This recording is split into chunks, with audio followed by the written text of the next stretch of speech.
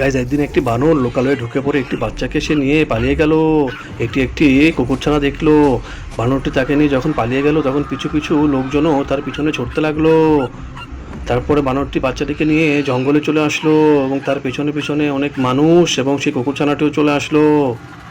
তারপর সে বানরটি সে বাচ্চাটিকে নিয়ে একটি বড় পাহাড়ের চূড়ায় চলে গেল এবং সেখান থেকে সে বাচ্চাটাকে ফেলে দিল। তারপর এই অবস্থা দেখে তার মা খুব কান্না করতে থাকলো। বাচ্চাটি যেই নিচে পড়তে থাকলো আর এমনিতেই ওই সময় কুকুরছানাটি পাহাড় থেকে লাফ দিয়ে সে বাচ্চাটিকে বাঁচিয়ে নিয়ে সে জঙ্গলের মাটিতে পড়ে গেল। আর এই সময় পুলিশের গাড়িও চলে আসলো। তারপর তারা এসে বাচ্চাটিকে তার মার কাছে দিয়ে দিল এবং সে কুকুরছানাটিকে তারা উদ্ধার করলো।